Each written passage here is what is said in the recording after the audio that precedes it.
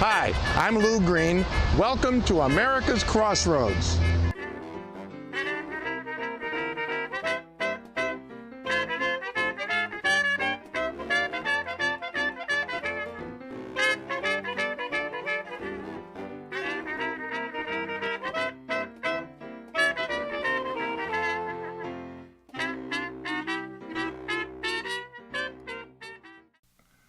Hi, welcome to America's Crossroads.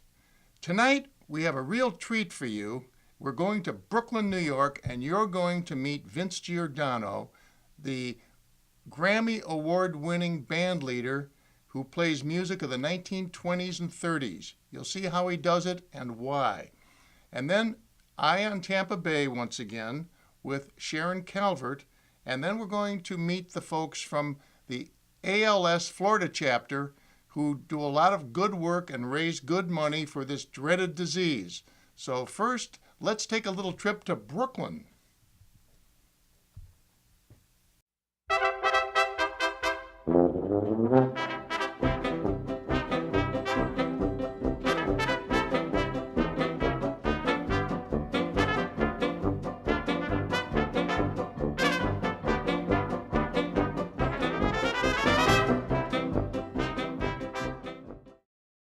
Hi, I'm Lou Green, and this is America's Crossroads. Today I'm with Vince Giordano in Brooklyn, New York. Yeah, Vince is a very well-known band leader, the leader of the Nighthawks, Vince Giordano's Nighthawks in New York City. Vince has become an overnight sensation, and it only took how long to do that, Vince? 45 years, just like that. Yeah, and Vince has the stuff, and what we're really talking about today is what does it take to put a band like this together. And where do you get the music? If this is the 1920s, the 1930s, Vince is the great expert. So instead of me shooting my mouth off, I'll hear it from the king. Well, a lot of the material that we use comes from what they call stock arrangements. And what's a stock arrangement? Well, in American popular music, there were always composers writing tunes for dancing, for Broadway shows, later on for films, phonograph records. You had music all the time. What's the new tune? What's the new tune? So you could play it on your piano, or you could buy a piano roll, you could buy a record, or if you wanted to go to a dance and hear a band play, you have to have an arrangement. And an arrangement is a series of parts. See, this is a later one. This is like from the 30s, but it's a classic tune that goes back to the teens. This is W.C. Handy's St. Louis Blues. Everybody knows the St. Louis Blues, or at least a lot of people do. And you'd have all these parts for the different fellas in the band. You had a first trumpet part, a second trumpet part, third trumpet, trombone, you know, however big the band was. So you pass these all out to the musicians in your band, and voila, everybody is playing the St. Louis Blues. Now you got this from your local music store. So at one given time, there were probably thousands of bands playing this exact same arrangement, you know, in the United States, in Europe, and Asia, because they all wanted to be up to date and play the music that the dancers wanted to hear from them. Now, Vince, if I take this right here and go down the street and get a bunch of musicians together and give them this, what will it sound like? Probably not so good, because the way to play this music is almost like a lost language. It's a way of interpreting it. You really have to listen to the old phonograph records to see the way musicians played these notes. It's like learning a different language. Right. You can't just pick up a book and start reading it and understand. You have to hang with somebody of that nature, just, oh, that's how you pronounce that, that's how you phrase that. So, and it takes a while to get a band that's all feeling the same way about the music, and it's not easy, because a lot of musicians today don't want to play you know, older kind of jazz. They want to play their jazz or more modern things or original music, and that's well and good and fine, but I just want to give you some of the details. Well, you know, you have how many of these arrangements? 60,000. Okay. And is that enough to get you through your usual gig? Well, sometimes.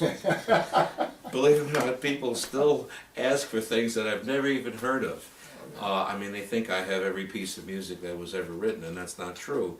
I have a lot of stuff, but there's a lot of stuff that I'm still looking for. Mm-hmm. There's a lot of stuff that was never published.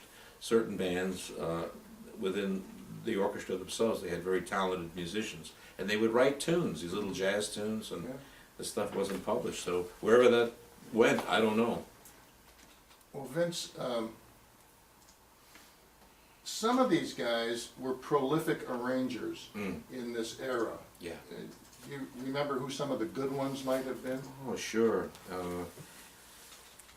A fellow named Frank Skinner. He wrote thousands of these things. He later went on to go to Hollywood and did Academy Award-winning scores, like in Frankenstein, a lot of Hollywood scores. Archie Blyer was a hot guy in the 1920s and 30s. He later went on to TV. A guy named Arthur Lange, Lange. He was probably one of the first fellas to go out to Hollywood and create the first studio bands when sound recording came in and they needed music. Robert Russell Bennett, the dean of Broadway orchestration, started out writing these stock arrangements. And then there's been other people, Don Redman, who worked for Fletcher Henderson and his own band. He did some. There were, I don't know, at least 20 or 30 that I could name off, but those are the most prolific people that I can remember right now. So you have all of these categorized and stored in a library. Right. And you have your books for the band. You take them out with you when you go, and you have a certain number of these in those books in case something special shows up or somebody needs a special song. You kind of anticipate that stuff. Yeah, sometimes people email me or they phone me and that we're coming in, we'd like to hear something. So usually I make a Xerox of, I try not to bring out the originals anymore because the paper's fragile. Right. And then I have a special way of giving it out to the guys. I grab this from Jimmy Durante, as you take my Xeroxes and I just fling them at the fellas. So I claim it's like airmail. As an airmail. Well, look at you save the postage. Exactly. Okay, Vince, we're down in your dungeon. nerve center in the dungeon down here. Most people have a wine cellar. Vince has a sheet music and a arrangement cellar down here, orchestration cellar. And this is where the orchestrations are filed library style, which you got to be organized if you have that many, right, Vince? That's right. So what do you plan to do with all this stuff someday? Because this, one of these days you collect all this stuff and you say, now what?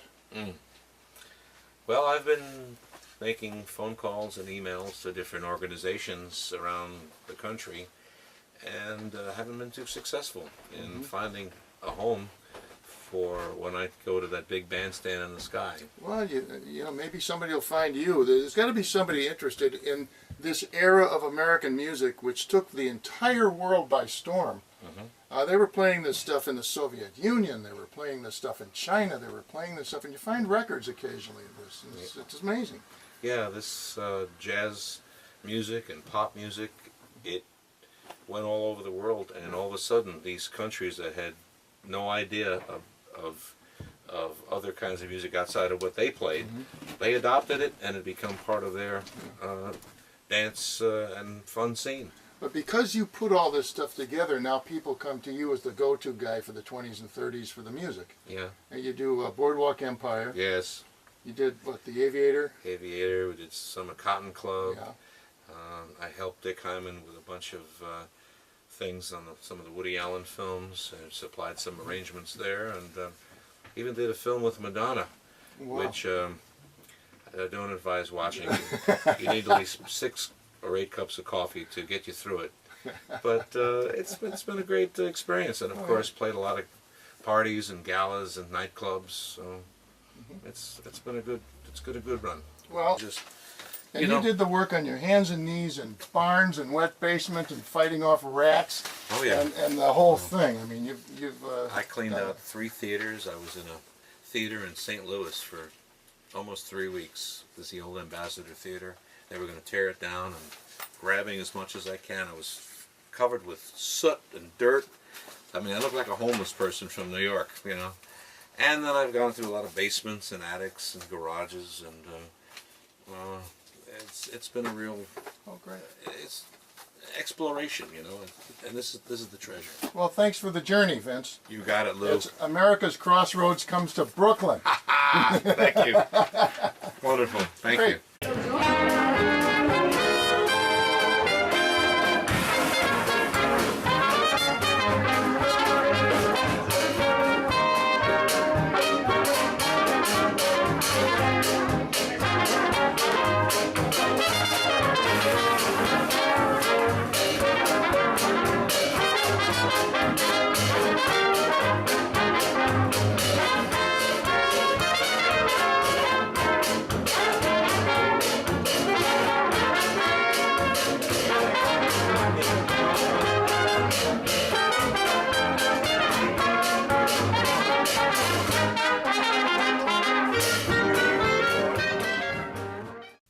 Well, that'll wake up the neighborhood for sure. Put Vince's band anywhere and the party starts.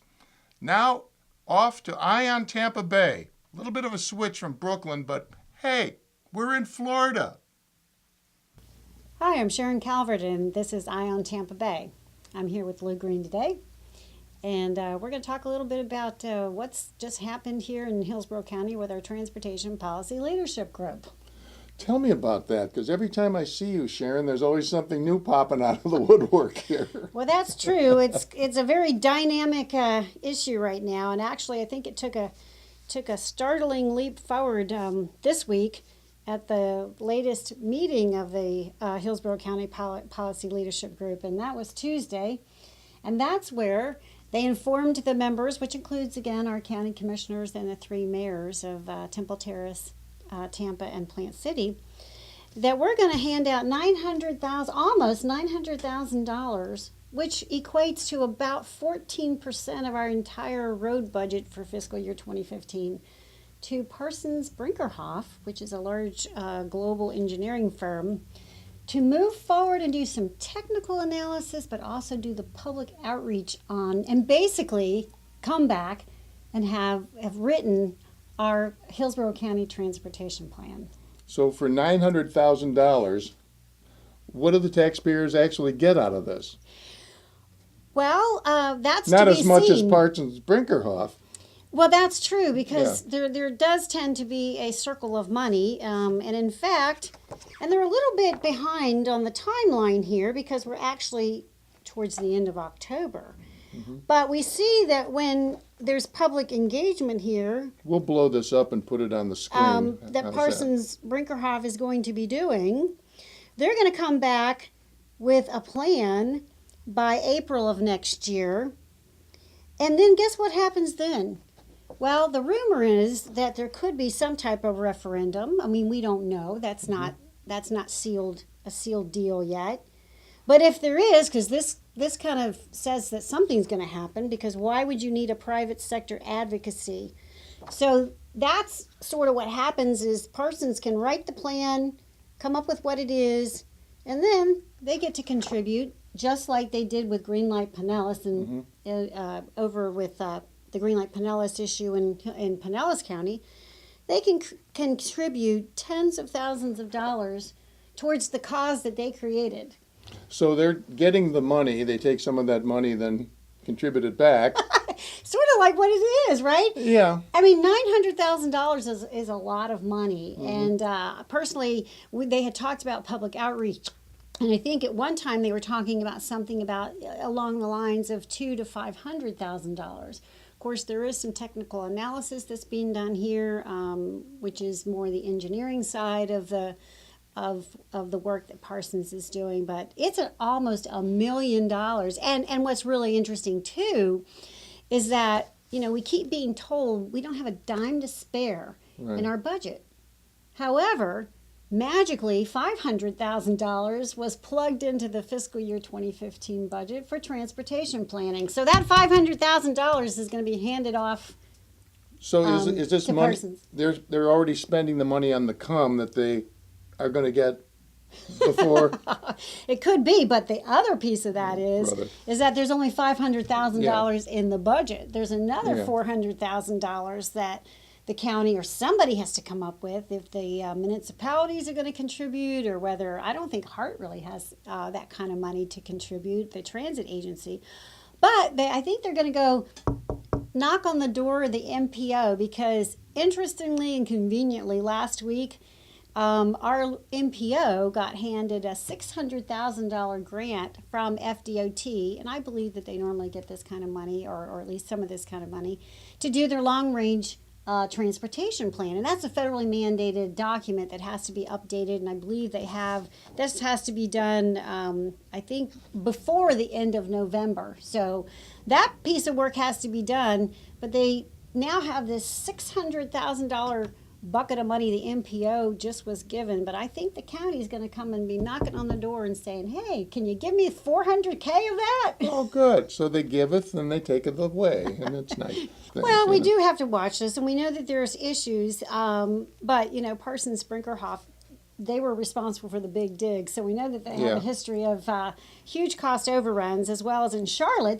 By the way, they wrote Charlotte's plan, too, back in the late 1990s that appeared to, it kind of set the foundation for their rail referendum. And in fact, there was so much cost overrun in Charlotte that citizens put something on the ballot. They tried to repeal it. Yeah. And Parsons went in and gave $30K to the side to, hey, we got to keep this, Yeah. Well, so this isn't the first time that this has happened. I call it the mercenary force that comes in. well, when you're dealing with public money, you got to be very careful, because the cost overrun factor is always going to be there. And it's amazing when they get a project about 60 or 70% built and they've already spent all the money. The option there is to say, are we going to leave this big hole here? Are we going to leave this stuff here half done? Or are we going to finish it? Now the pressure's on to finish it, and they get the job. And so now the $1 billion project becomes a $2 billion project. Thank you very much. And large infrastructure projects are known for that. And rail projects, on average, the cost overruns about 40%, and sometimes double. I think in Charlotte it was about double. I mean, Denver had huge cost overruns as well. But the other interesting thing that came up at the policy leadership group meeting also was the county administrator is already out making presentations kind of on a preliminary basis of this plan, kind of a something for everyone plan is coming. So everybody's going to love it because they have something in it for you. But he's already made about 15 presentations already. And from the Tribune perspective, they reported, well, that plan's going to include everything: roads, bridges, buses, trains, you name it, something for everybody.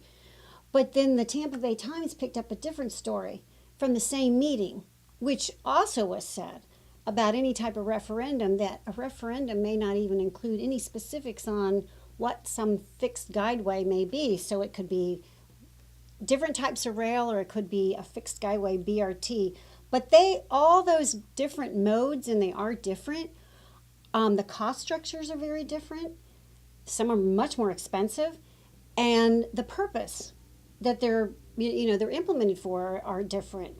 So, and I cannot imagine going into a ballot initiative not putting specifically what that money is going to be used for. And in fact, I think they have to, because financial information now financial impact information has to be included in the language of a referendum in the county.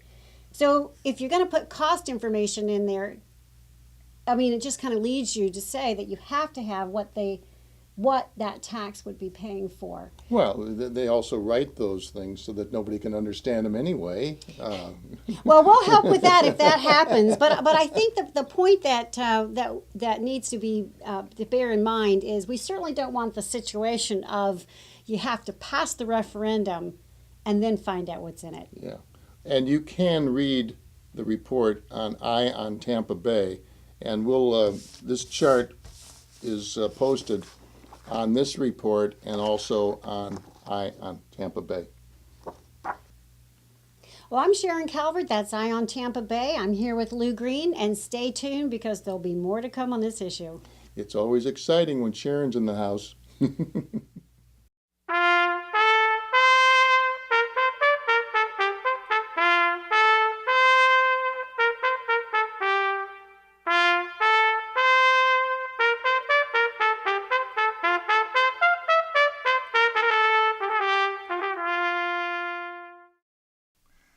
And now we're going to meet Katie Cooper from the ALS Florida Association and her top fundraiser, Gary Dassatti. Let's go.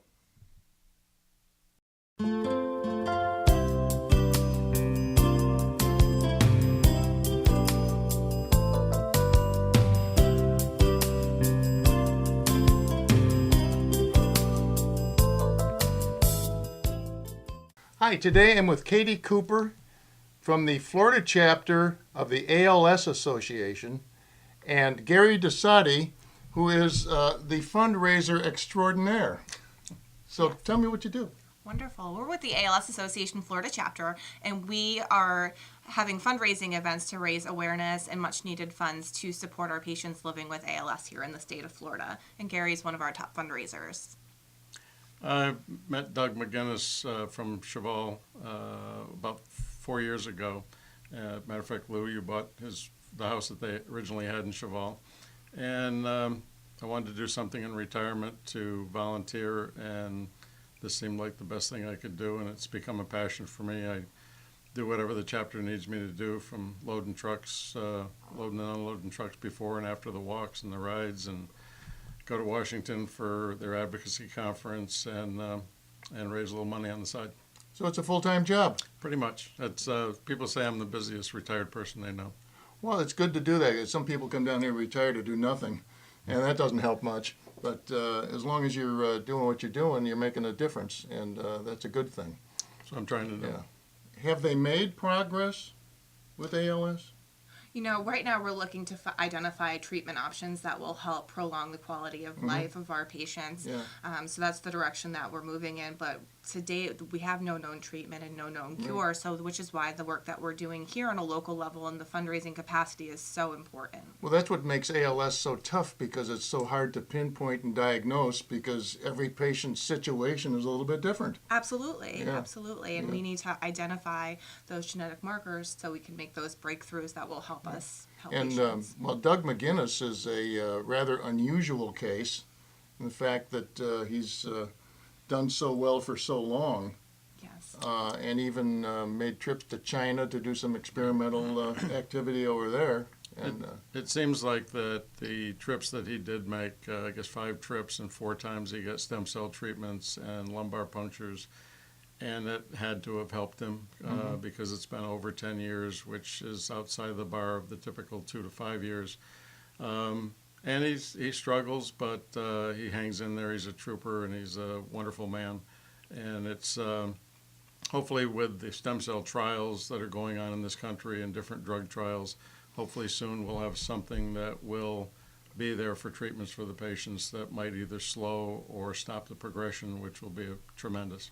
well, it's helped Doug an awful lot, because for such a long time he's been in that situation, and he still puts up with us. Yeah. So something must be going, Yeah. going in the right direction. Now, tell me about the upcoming events.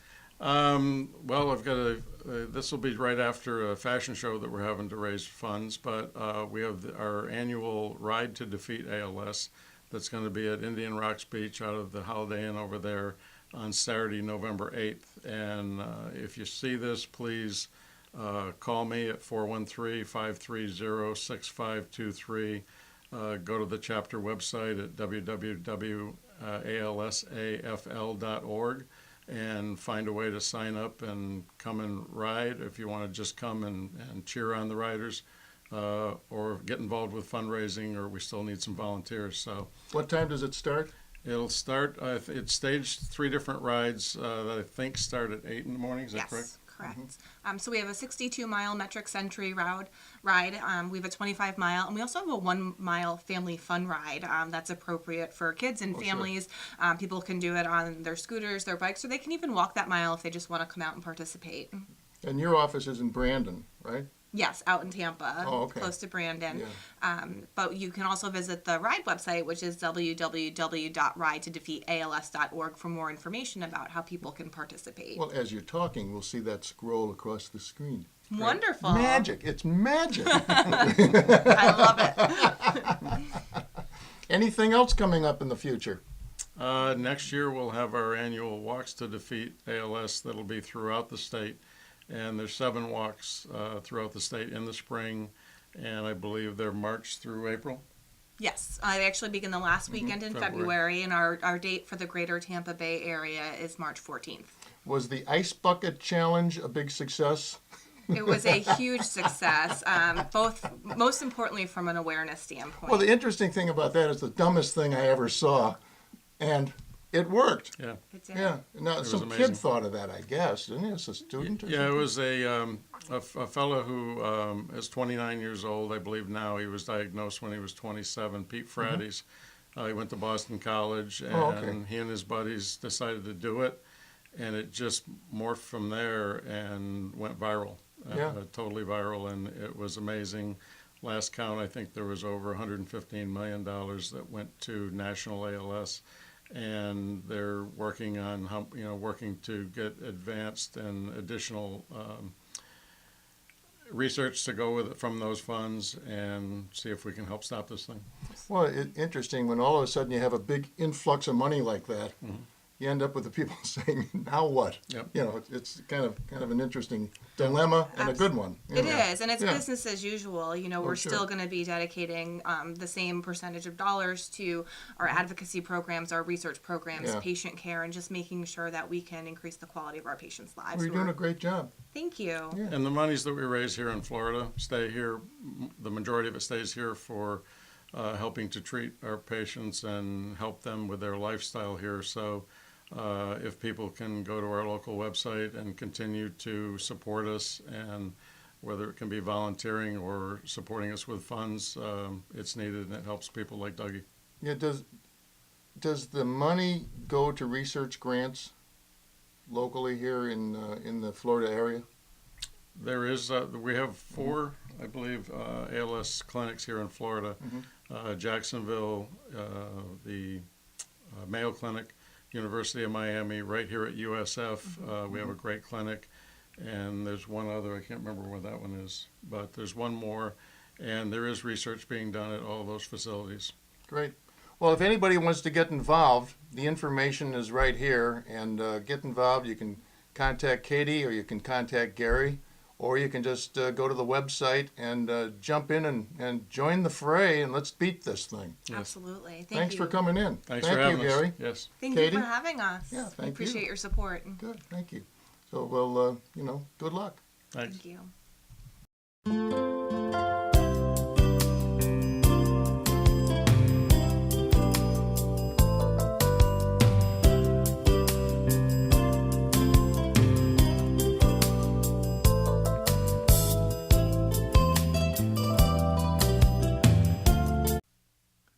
Well, that's it, folks.